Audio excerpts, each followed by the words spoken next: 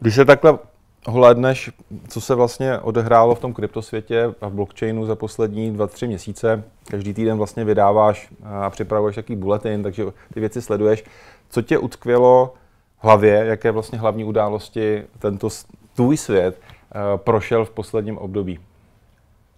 Tak ľudia, užívateľia obvykle majú radi pozitívne udalosti, takže by som spomenul také hlavné pozitívne, ktoré keď sa zahlbíme, tak možno nie sú až také pozitívne, ale verejnosť reagovala veľmi pozitívne a to boli v USA dva, tak nazvime to vyhrané súdne spory. Prvý bol dlhoročný spor SEC versus Ripple, kde teda by som ale poznamenal, že nie, keď sa zahlbíme do toho dokumentu, ako to naozaj vyzeralo, nie je to úplne alebo finálne pozitívna správa. A druhá bola SEC versus Grayscale, v podstate ohľadom spotových ETF-iek, ktorá bola zase, keď si prečítame to rozhodnutie súdu, tak nie je finálne, ale jednalo sa v princípe o to, že súd vytkol SECu nedokonale alebo nie úplné zdôvodnenie ako odmietnutia spotového ETF. Já vysvětlím, SEC je Komise pro cenné papíry, respektive ten problém mezi regulátorem a subjekty na trhu. Áno. Vo všeobecnosti ako cena Bitcoinu výrazne pozitívne reagovala, cena samozrejme XRP takisto. Neskôr sa vrátila na pôvodné úrovne, ako momentálne sa pohybujeme okolo tých 26 000 tesne pod tou hranicou. Ďalšie udalosti sú také dlhodobo štandardné ako zavádzanie CBDC v podstate celosvetovo. Vznikol nám nový stablecoin PayPalový USD. USD v podstate proxy stablecoin na dolár klasický. Má ešte bližšie k CBDC ako USDT a USDC, takže ako celé zle. A neviem, ako to sú hlavné události asi tak všechno. Jak se díváš na to, že byly velmi nízké objemy obchodu, které vlastně provázají ten trh především v létě?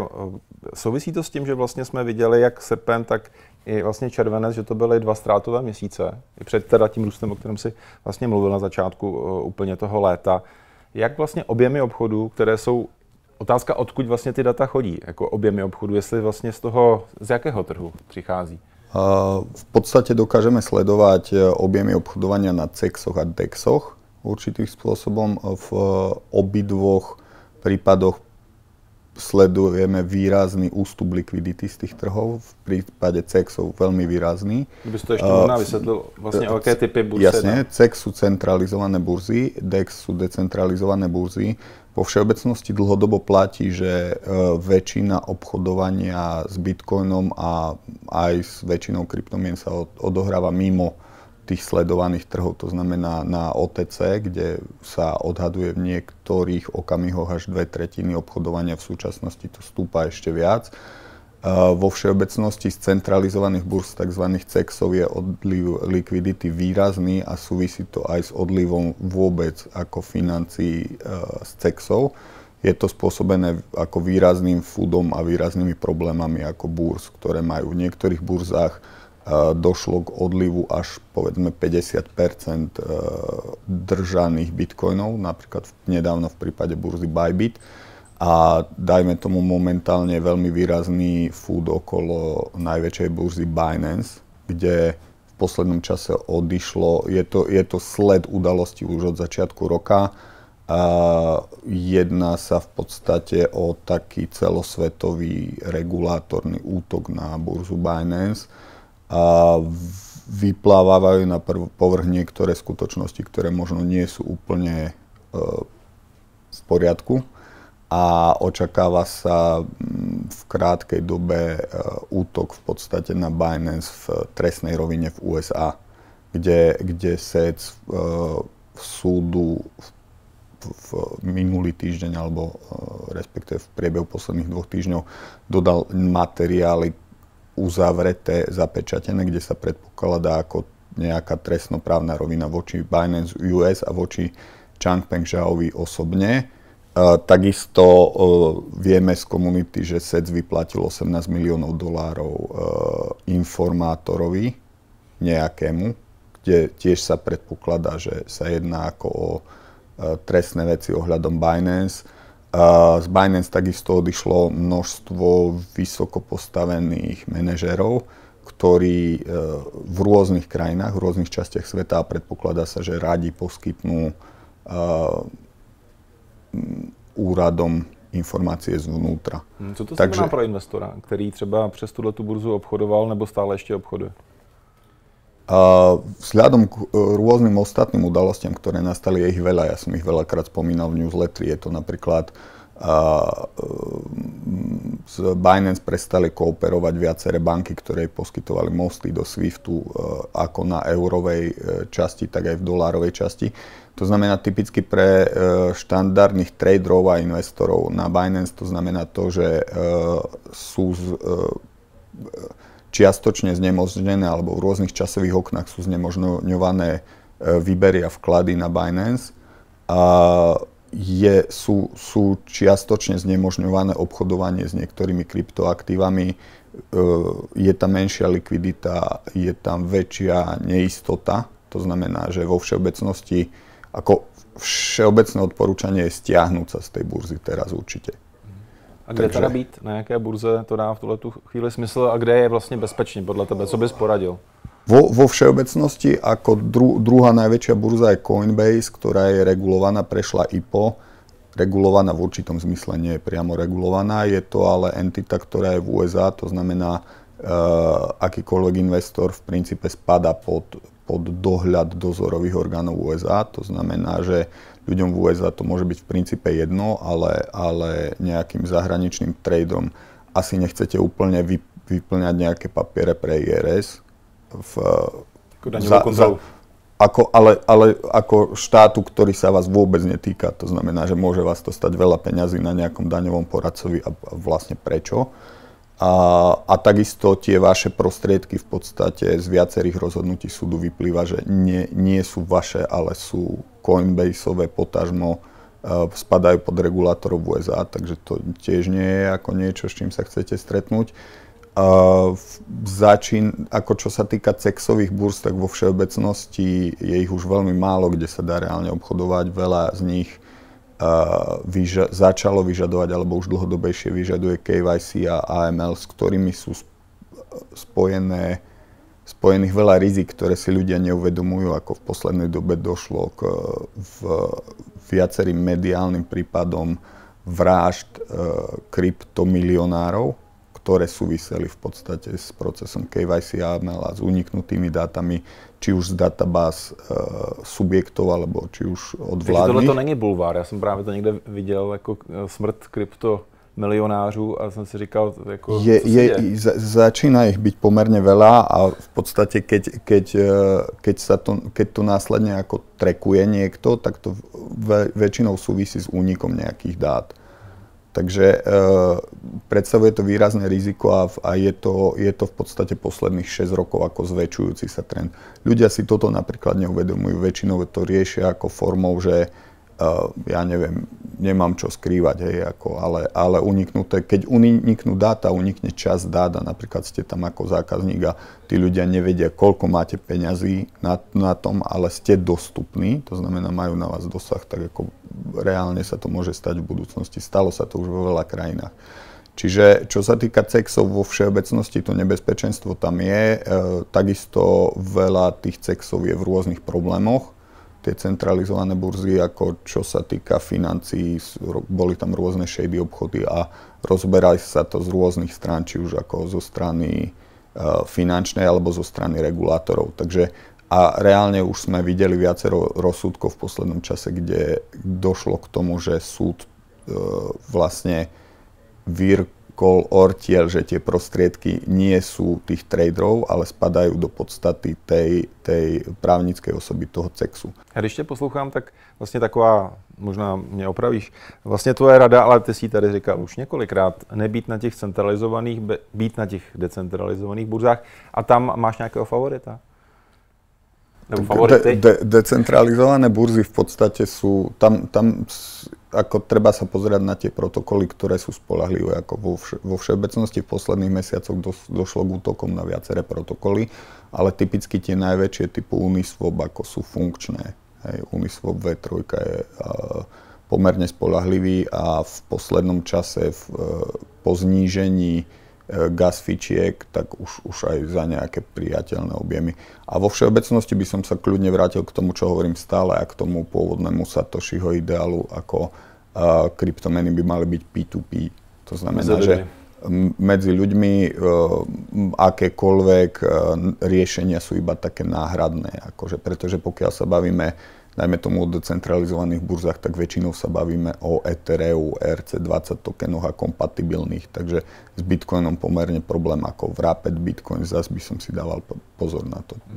Sú možnosti, ale ako by som povedal, že back to the roots je ako najlepšie aktuálne. My se bavíme teda spíš teď dneska o Bitcoinu, ale dávno, je to možná pár dnů na mě, tak byl takový flash, něco velkého se děje na Solaně. Deje sa tam niečo veľkého? Tak momentálne došlo k tomu, ako posledná informácia zo Solany je tá, že ako kartová spoločnosť, teraz neviem, Visa alebo Maestro umožní ako vysporiadanie clearing nad Solanou. Keď mám sa priznať, tak mne osobne Solana nie je úplne sympatická ako z technologických dôvodov, pretože tá technológia nie je spoľahlivá ako v deep komunite sa tie prezývať stoplana, ako zo známych dôvodov, lebo ako nezastaviteľný blockchain, ktorý už viackrát sa zastavil a ku ktorému existuje v podstate jeden komunikačný kanál, na ktorom sa prevádzkovateľia nodov dohadujú o okamžitom zastavení, keď sa niečo deje. Takže ako nohy na zem by som povedal, nie je to po technologickej stránke ten projekt za mňa nie je v poriadku Solana, takže úplne ho nemusím. Ty jsi ještě zmiňoval, když už teda to řešíme ze všech stran a ty o tom často píšeš a my jsme tady nedávno dělali velmi zajímavý rozhovor na téma digitálních měn centrálních bank. Tam je něco nového, protože bylo zasedání skupiny BRIC, tam se hodně diskutovalo, wow, přijde něco velkého, společná digitální měna s nějakou založená nebo podložená zlatem nebo nějakými komoditami, nic asi nakonec nevypadlo, ale obecně na této frontě něco vidíš, jako nějaký progres, jak to vlastně centrální bankéři tlačí před sebou? Vo všeobecnosti BRICS ako dementoval vytvorenie spoločnej meny. Treba si uvedomiť, že pokiaľ by vznikla spoločná mena formou nejakého CBDC, tak vždy bude pod plnou kontrolou daného štátu. Je nezmyselné, aby som povedal veľmi naivné úvahy z komunity, ktoré zaznievajú, že by niekto prijal, dajme tomu, myslím teraz z veľkých štátov, hej, nie El Salvador, Bitcoin ako oficiálne platidlo, alebo proste niečo také, hovorilo sa o Rusku veľa. V princípe štát ako vláda nemá dôvod prijímať platidlo, nad ktorou nemá plnú kontrolu. A pomocou ktorého ako vlastná mena je vec, pomocou ktorého ovplyvňujú celú ekonomickú situáciu v štáte. Takže ako prijať menu, nad ktorou nemá plnú kontrolu, je proste z pohľadu vlády nezmysel úplný. By si to rozdělili třeba v lednu by to hlídalo Rusko, pak Čína, pak Brazílie a tak dále, po těch zemích bude celá řada, ale no, máš pravdu, že asi tohle to není ten důvod. Určite, dobrovoľne by to nespravili. Každopádne CBDC, tie projekty postupujú vo všeobecnosti. Napríklad jedna z posledných zaujímavostí v UK, veľmi sa to posúva a snažia sa tam dostať veľa ľudí, respektíve snažia sa tam dostať ľudí z komunity, ktorí by boli schopní to spraviť. To je asi najväčší problém momentálne. Je v tých projektoch zaangažovaných už samozrejme veľa bankérov, je tam veľa ekonomov, veľa tých štátnych úradníkov všelijakých a tak ďalej, len to nemá kto robiť, hej, reálne. To znamená, že to je jediné šťastie, ktoré určitým spôsobom tie projekty CBDC brzdí. Videli sme pomerne veľa pokusov rôzne na svete, stávalo sa to hlavne na open source technológiách okolo Etherea, vznikli rôzne klony Ethereových peňaženiek, Ethereového blockchainu, de facto priame klony a vždy obsahovali veľa problémov, vždy boli pomerne jednoducho hacknutelné, napadnutelné, takže zatiaľ technologicky úplne nezvládajú tú integráciu a neviem si úplne predstaviť, že by to zvládli. Samozrejme, veľa korporácií, veľa poradenských firiem už je v tom nasačkovaných a píše sa o tom veľa papierov, ale ako reálne projekty nevznikajú. A v krajinách, kde sa to nejakým spôsobom snažilo ako dostať ďalej, povedzme do fázy proof of concept, ako bola napríklad Nigéria s Enairou, ktorá bola jedna z najďalej, tak je tam veľký odpor obyvateľstva voči tomu. To znamená, že tá adopcia CBDC v podstate je minimálna, je niekde na úrovni 0,5%. Aj to len kvôli tomu, že dajme tomu, už sa začínajú zavádzať také veci, že nemôžeš odoberať vodu alebo elektrínu, pokiaľ nie máš registrovanú peňaženku a tak ďalej. A napriek tomu tí ľudia ako tomu silne vzdorujú a skôr sa naopak klonia ku klasickým kryptomenám. Čiže uvidíme, ako tie projekty dopadnú. Každopádne... Tam, jak to teď je? Protože oni to potestovali a... Čína je v podstate pre komunitu tak trocha čierna diera, ako máme veľmi málo informácií znútra. Každopádne ako ten proces je tam najďalej a je to v silnom spojení so sociálnym kreditom. Sú to už vyslovene funkčné veci, tam tie príkazy a zákazy fungujú troška ináč, ako tam nejaká možnosť revoltovať nie je. A tam je to už naozaj ďaleko. Tam dokonca už sme, by som povedal, vo veľmi pokročilej fáze a to v tej, že podľa posledných informácií v jednej z väčších provincií začínajú byť vyplácaní vládni a štátni úradníci výhradne v CBDC, takže ten projekt je už naozaj ďaleko ako v Číne. Tam nemyslím si, že budú mať so zavádzaním nejaké ďalšie problémy, ako tam to bude postupovať, ako plynulo. Jak jsi zmínil vlastně výplata státních zaměstnanců, tak teď byl schválený, nebo zase nějaké čtení v Ruské dumě a tam je to podobně, jakože ruský rubl digitální. Přesně nejdřív tam musím natáhnout tu státní správu a buď ty to budeš dostávat prostě v téhle měně nebo žádnou. A to už je vlastně takový první krok nad kontroly nad námi, nebo nad nimi, nebo nevím nad kým, nad všemi. Je to jednoznačne tak, v Číne je to už ďalej a v podstate všetky tie tzv. Konšpiračné scenáre, ktoré sme úplne na začiatku dávali, typu, že CBDC bude napríklad obmedzené množstvo, koľko vôbec môžeš vlastniť peňazí, hej. Tak to už je zavedené v UK, akože, hej, to už je proste oficiálnych... Jo, koľko budeš naspořeno. Áno, to znamená, že budeš môcť mať, čo ja viem, 1 000 000 korún a čokoľvek si vložíš nad to, tak ako zmizne, hej, že budeš mať strop. Že proste viac nebudeš môcť mať. Nebo expirace dokde utratit. Expiračná doba je druhá z tých teórií, to je už takisto zavedené, tiež UK sa poponáhľalo. A teraz v podstate v posledných 2 týždňoch sa objavila tá tretia a to nám ide z Thajska a tam je to, že bude tá CBDC obmedzená ako geograficky, to znamená, budeš ju môcť utratiť do 4 kilometrov od svojho bydliska. Jo. Neuvěřitelný. Myslím, že ještě na tohleto uděláme několik videí, ale zpátky vlastně k tomu konceptu našeho rozhovoru. Ten je o tom, co se dělalo v létě a samozřejmě, co bude dál. Teď na podzim jsou tam nějaké důležité události z tvého pohledu, blockchain, bitcoin, co sledovat? V podstate jedna z takých hlavných udalostí je bitcoinový halving na budúci rok. To je skoro, pomerne nedávno sme absolvovali litecoinový halving, ktorý určitým spôsobom nenaplnil tie očakávania, čo sa týka cenových pohybov, ako nejaké vystrelenie ceny a tak ďalej.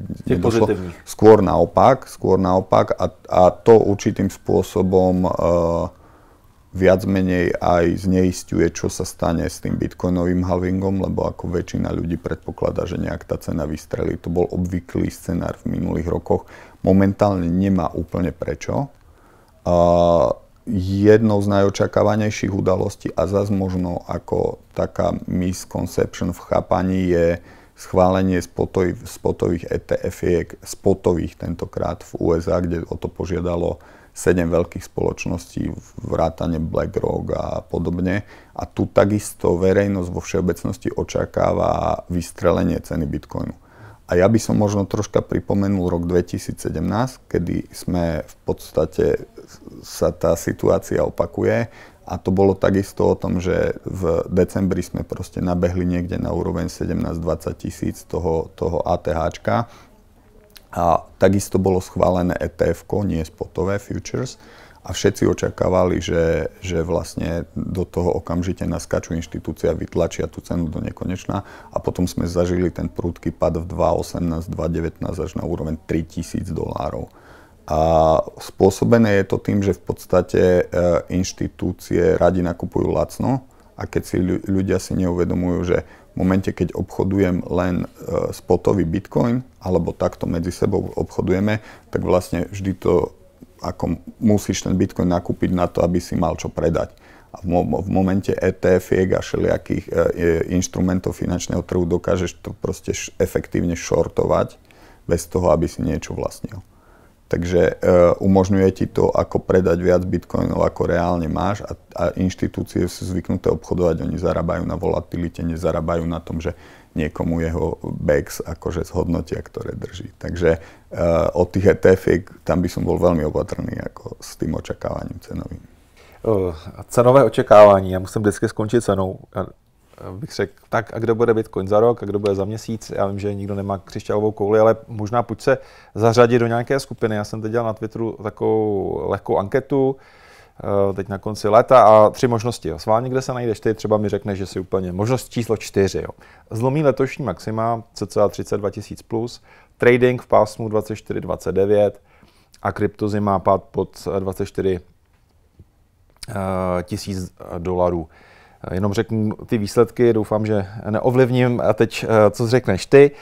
29%, ještě dneska letos zlomíme maxima, 37% ten trading a zajímavé, 34%, třetina oslovených nebo třetina hlasujících kryptozimu vidí dokonce nebo vidí, nebo už je tady.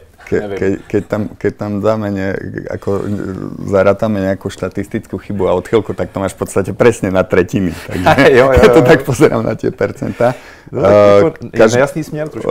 Jasne. Každopádne, jak sme sa bavili o tom prudkom úbytku likvidity a takisto v poslednom čase, ako podľa on-chain analýzy vyzerá, že tá likvidita je strašne centralizovaná. To znamená, likvidita na centrálnych burzách ide z jedného bodu. A to ako veľmi výrazným spôsobom umožňuje manipuláciu cenovú. To akože aj vidíme, už sú rôzne vtipy v komunite, že Bitcoin je vlastne stablecoin, lebo sa to stále drží a tam sú tam tie výstrely hore-dole. To znamená, že ako vidím tu tá price action, ako tie nastavenia máš veľmi také tesné. To znamená, prestreliť to môže všetky tieto range, ale ako môj osobný predpoklad je skôr tá kryptozima ako pod 24 a myslím si, že aj pomerne hlboko, pokiaľ nedôjde k nejakej manipulácii, čo bude po schválení rôznych finančných nástrojov ako pomerne ešte jednoduchšie by som povedal ako teraz. Tá likvidita je tam naozaj v tom trhu momentálne malá. To znamená, že s veľmi malým objemom peňazí dokáže efektívne manipulovať s tým bitcoinom. My sme sa pred časom bavili o tom, že podľa našich výpočtov bolo možné už s objemom $300,000 ako výrazne manipulovať cenou. Troška ma pobavili komentáre pod tým videom, pretože ľudia, akože denný objem obchodovania je proste $1 000 000 a $300,000 je proste nezmysel. Musíme si uvedomiť, že v tom trhu je strašne veľa ako wash tradingu. To znamená, objemy, ktoré vykazuje absolútna väčšina burz, sú úplne nereálne. To sa dá veľmi ľahko pozrieť. Ako veľmi málo burz vykazuje reálny objem obchodovania. Takže to fejkujú. Jasne. Ako veľmi, ako proste v obrovských objemoch. Čiže absolútna väčšina toho objemu je proste len vykazovaná a dokonca nikdy ani neprebehla. Potom je tam druhá časť toho objemu, kde sa to obchoduje, ako že si to obchoduje z jedného vrecka do druhého zjednodušene. To znamená, jedna entita tam robí ten market making a keďže je tá likvidita centralizovaná, tak proste tá jedna entita si to posúva z jedného vrecka do druhého a to je ďalší obrovský objem obchodovania. A ostáva nám tam veľmi malé pásmo, kde prebiehajú naozaj reálne obchody a stále to platí, že naozaj s malým objemom, pokiaľ vieš ako na to, tak dokážeš tou cenou výrazne pohnúť. Poslední tečka, znova připomeň, jak se lidé mohou dostat na tvůj bulletin, jak ho odbírat vlastně novinky z krypto a blockchain světa. Každý týden na tom makáš a tvůj tým. Jak to? Môžu sa prihlásiť na stránke veroblog.io alebo hfp.io k odberu.